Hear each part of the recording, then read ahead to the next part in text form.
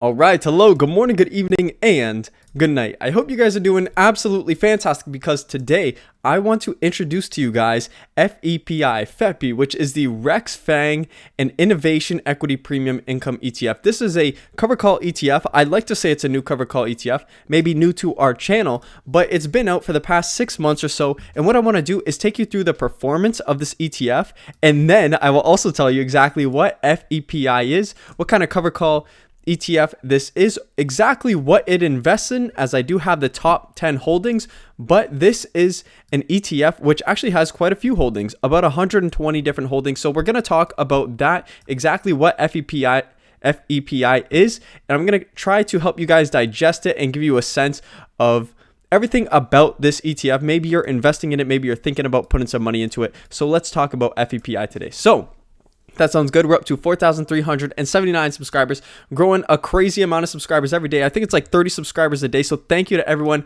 who has subscribed. And please do so if you haven't, if you want. It's all good. We're talking about making some money here. We're talking about FEPI, which is the Rex Fang and Innovation Equity Premium Income ETF. So let's just start off with some very fun basics. This is everything that you could just read straight off the bat. So ticker symbol FEPI, of course. What I do want to show you here is their market cap is a bit bigger than some of the yield max funds. It's about 160 million, which is good.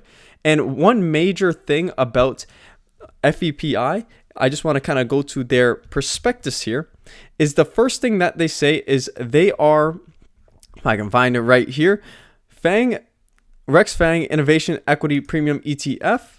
It's taken off this highlighter. It says here their investment objective are capital appreciation and current income. And for most of you that know, with yield max specifically, basically the yield max strategy is only for income. It's not necessarily for capital appreciation. But what's cool about FEPI is that they offer a 25% dividend yield, and they do try to return some capital. Unfortunately, this color here matches, so you can't see my highlighting here, but 25% dividend and some potential capital appreciation. So let's talk a little bit about that, because you could see here that it appreciated a little bit at the start of its IPO, but then over the past little while, it's fallen flat. And to really understand this, we kind of have to understand what FEPI invests into. And so what I did here was, you can kind of see the top 10 holdings of FEPI right here, which are Micron Technology, Google, AVGO, Meta, Amazon, Tesla, Netflix, CRM, Microsoft, and then Palo Alto Network.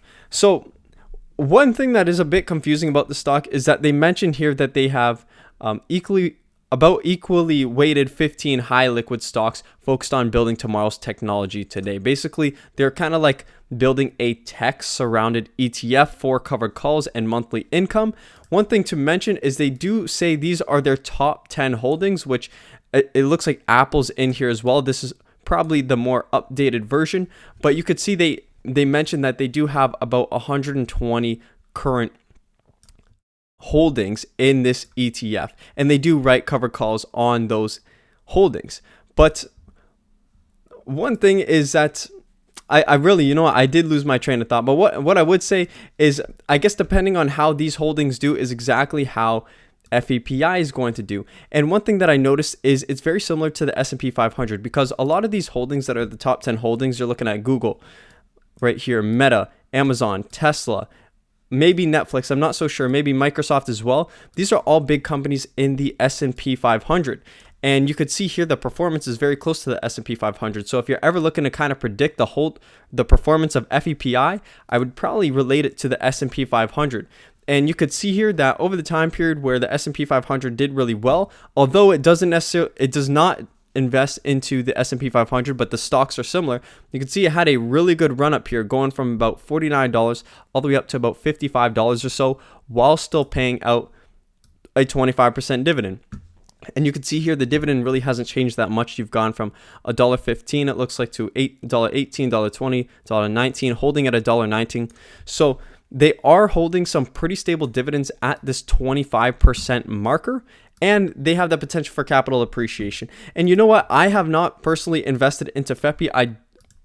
I do not have any in my actual portfolio.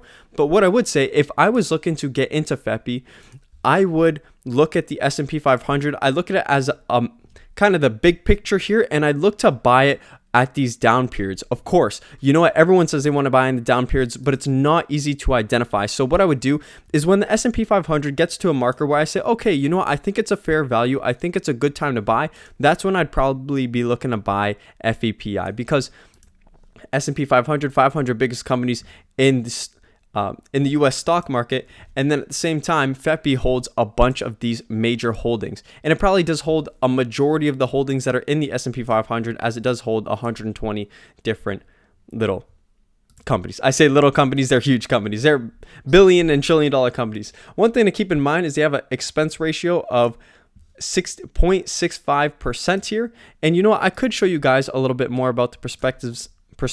It mentions their funds expense ratio right down here. You can go a little further. I did highlight some stuff. This is one thing that it says. It says the benchmark index for the fund includes 15 technology stocks. Well, you know what? They say they have 8 core components in the index, which are Apple, Amazon, stocks that I've already previously mentioned. It said the 7 remaining stocks within the index are determined by selecting the top traded names from a universe of FactSet Industries. So they're looking for stocks in semiconductors, electrical components. I'm not going to read all of these, of course, but that breaks up the majority of FEPI. They are a tech ETF looking to write covered calls and produce a high income yield while keeping a dividend yield that's not super crazy, not like 50%, not like 130% like we see in the yield max funds, but a relatively decent dividend yield, just so that they can potentially have some capital appreciation. So this was just a video on FEPI. I wanted to get this out to you guys because it's a new ETF, new quote unquote, been out for about 6 months or so, and I will definitely keep you guys posted on how it does in the future. Let me know if you guys hold any shares and if you think I should potentially buy it as well. I'm obviously open to the decision too.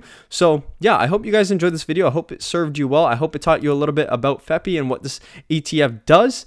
If it provided you value, please do subscribe. We're up to 4,379 subscribers, growing every day. So I want to say thank you guys for subscribing. Thank you guys for watching, and I hope to see you guys in the next video.